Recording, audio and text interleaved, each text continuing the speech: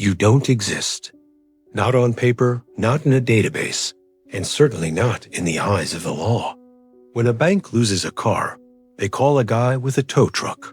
When a shadow syndicate loses a $200 million asset to a man who owns his own army, they call you. You are the final recourse, the ghost in the machinery of global finance.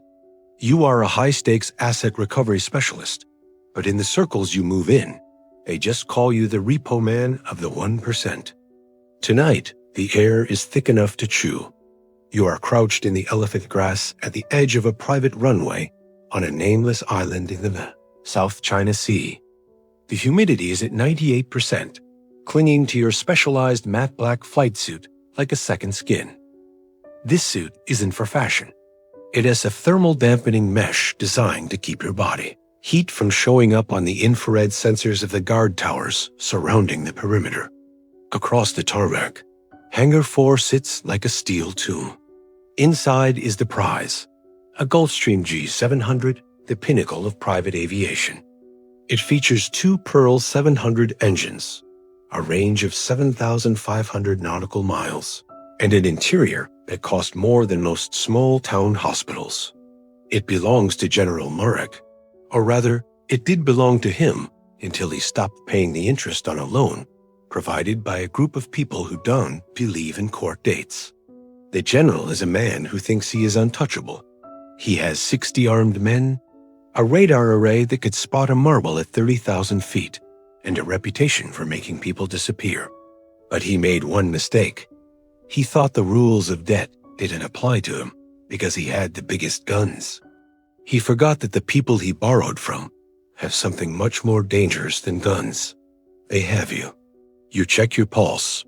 It's a steady 60 beats per minute. You've trained your heart to stay calm in the face of certain catastrophe. You look at your watch. It's 2 o'clock. This is the blind window.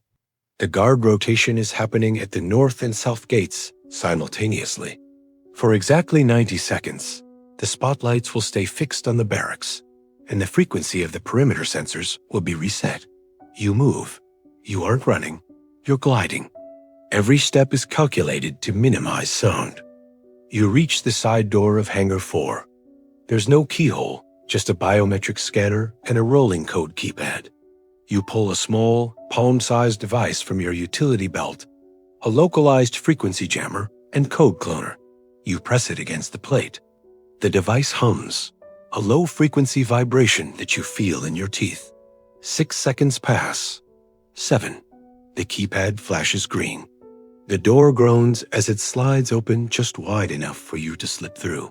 The interior of the hangar smells of high-octane aviation fuel, expensive wax, and the sterile scent of oxygen tanks. In the center of the room, the G700 rests. It's beautiful. Its wingspan is massive, stretching toward the shadows of the ceiling. You climb the air stairs, your boots making no sound on the plush silk carpeting of the entryway. You head straight for the cockpit. This isn't like a Cessna. You can't just hotwire a jet of this magnitude. You sit in the pilot's seat, and the glass cockpit stares back at you, dark, cold, and dead. You reach into your suit and pull out a data spike, plugging it into the maintenance port beneath the main console. This spike contains a cracked version of the Gulfstream's proprietary firmware. It tricks the aircraft into thinking the home base server has authorized a ferry flight. One by one, the screens flicker to life. The glow is a deep electric blue, illuminating the cockpit in a ghostly light. Battery 1, on. Battery 2, on. The internal systems begin to whisper. Fans whir. The avionics suite begins its self-test. You don't have time for a full check. Usually, a pilot takes 40 minutes to prep this bird. You have 4. You hit the switch for the APU, the auxiliary power unit. This is the point of no return. The APU is a small turbine engine in the tail that provides the power to start the main engines. As it spools up, it emits a high-pitched, metallic whine. In the silence of the hangar, it sounds like a jet engine is taking off inside your ears. Outside, you see the lights in the barracks flicker on. They heard it. You move with practiced speed. Your fingers dance across the overhead panel, flipping switches with total accuracy. Left engine, fuel pump on. Ignition, normal. Start. The left engine begins to groan. It's a deep, guttural sound that vibrates through the floorboards and into your bones. The hangar doors are still closed. If you start both engines in here, the pressure could blow the windows out of the cockpit. You grab the manual override for the hangar doors and slam it upward. The massive steel doors begin to grind open. Slowly. Too slowly. Through the widening gap, you see them. Flashlights. Dozens of them. The guards are pouring out of the barracks like hornets from a kicked nest. You see the glint of metal rifles. They aren't firing yet. They want the plane intact. They know if they puncture a fuel tank, the whole island goes up. But they will fire at the tires. They will fire at the cockpit. The left engine reaches ground idle. You don't wait for the right. You release the parking brake. The jet begins to roll. It's a 50-ton beast, and it doesn't like to move quickly at first. You steer the nose wheel with the tiller, swinging the massive wings toward the opening. You hear a sickening screech of metal on metal as the right wingtip clips the hangar frame. The plane shudders, but you keep going. You're on the tarmac now. The wind from the ocean hits the fuselage. You slam the throttle forward to taxi speed. You need to get to the numbers, the start of the runway. But as you swing the nose toward the long stretch of pavement, your heart drops. 2 miles away, at the far end of the runway, 2 black armored SUVs have roared into position. They park nose to nose, sideways, completely blocking the path. They know this plane needs 3,000 feet of runway to reach V1, the speed at which it is physically impossible to stop before taking off. By parking there, they've turned the runway into a dead end. You're taxiing at 40 knots. The guards are running alongside the plane now. You hear the clack-clack-clack of boots on the wing surfaces. One guard tries to jump onto the air stairs, but you've already retracted them. You hear him fall away. Then, the first shot. Ping. It hits the reinforced glass of the cockpit, spiderwebbing the outer layer, but not breaking through. They're getting desperate. You look at the runway ahead. The SUVs are stationary. Their high beams are on, blinding you, mocking you. If you try to lift off from the pavement, the landing gear will hit the roofs of those trucks at 140 miles per hour. The plane will cartwheel. It will be an unspeakable disaster. You have 10 seconds to decide. To the left of the paved runway is the green zone. It's a wide stretch of manicured grass that the general uses for his private golf course. It's flat, but it's dirt, and it rained 3 hours ago. If you stay on the pavement, you crash. If you go to the grass, you might sink. If the nose wheel digs into the mud, the plane will flip forward like a toy, crushing the cockpit instantly. You remember the Shadow loan contract. Section 8. The asset must be recovered in flyable condition. Failure results in forfeiture of life. You breathe. You don't think about the mud. You think about the physics. The G700 has massive tires. If you keep the speed up, the planing effect might keep you on top of the soil, like a stone skipping across a pond. Rotate, you whisper to yourself. You yank the tiller to the left. The jet screams as it leaves the smooth asphalt. The transition is violent. The cockpit shakes so hard your teeth rattle.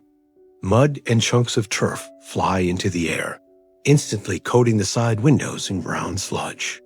The terrain alarm begins to blare, a robotic voice shouting, "Pull up! Pull up! The drag is immense."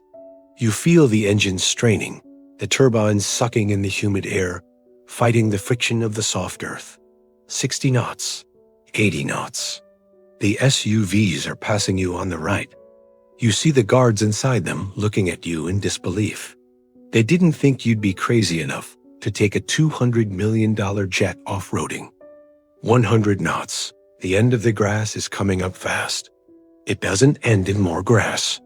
It ends in a limestone cliff, dropping 50 feet straight into the jagged rocks of the South China Sea. 110 knots. You need 130 to safely rotate the nose without stalling. The cliff is 500 feet away. 400. The vibration is so intense you can barely see the instruments. The glass display is a blur of red and yellow warnings. Oil pressure low. Engine vibration. Wing flap symmetry. 300 feet. You feel the back wheels sink. The plane slows down. Time seems to stretch. You can feel the weight of the fuel, the weight of the gold-plated sinks in the back, the weight of the general's ego. It's all pulling you toward the cliff. 200 feet. You slam the throttles into max thrust. The engines roar with a sound that could level a forest.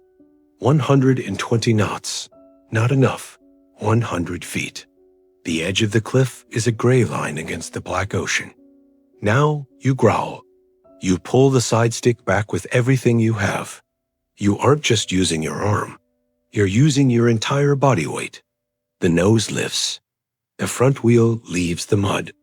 For a terrifying second, the main gear stays stuck, dragging through the last 10 feet of turf. The plane tilts at a dangerous angle. You are staring straight at the stars. The cliff edge passes beneath the belly of the plane. You feel the thump as the main gear finally clears the land. You are hanging in the air, but you aren't flying yet.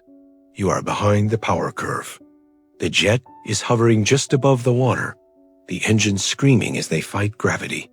You keep the nose down slightly, gaining airspeed. 140 knots. 150. You hit the switch. Gear up. The mechanical whine of the landing gear retracting is the most beautiful sound you've ever heard. You feel the drag vanish. The jet leaps forward like an arrow. You stay low, 20 feet above the waves. You want to stay under the general's radar for as long as possible. The spray from the ocean mists the underside of the wings. You are doing 500 knots now, a black shadow cutting through the moonlit sea. You wait until you are 20 miles out before you begin your climb. You spiral up, piercing the cloud layer at 30,000 feet. The chaos of the island is gone. Down here, it's just you, the hum of the engines, and the infinite stars.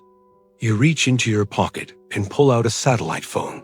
It's a burner, untraceable. You dial a number that connects to a secure server in Zurich. A voice answers. Cold. Professional? Status? You look back at the cabin. The mahogany is scratched. There's mud on the wing. But the engines are purring, and the GPS is locked on a private airstrip in the Philippines. The asset is in transit, you say. Your voice doesn't shake. But tell the general he left his golf clubs in the hangar. He's going to need them. He's officially out of the flying business. You hang up. You engage the autopilot and lean back in the leather seat. You don't feel like a hero. You don't feel like a thief. You feel like a man who just did his job. In the world of the 1%, everything has a price. And tonight, you were the one who came to collect. As the sun begins to peek over the horizon, turning the cockpit gold, you close your eyes for just a second. You have 6 hours of flight time left. 6 hours of peace before you disappear back into the shadows, waiting for the next phone call. Waiting for the next person who thinks they can keep what isn't theirs. Because as long as people owe money, and as long as they think they're too big to pay it back, there will always be a need for you. Mission accomplished. Succeed at all costs. Thanks for watching. If you enjoyed this story, make sure to like and subscribe for more. See you in the next one.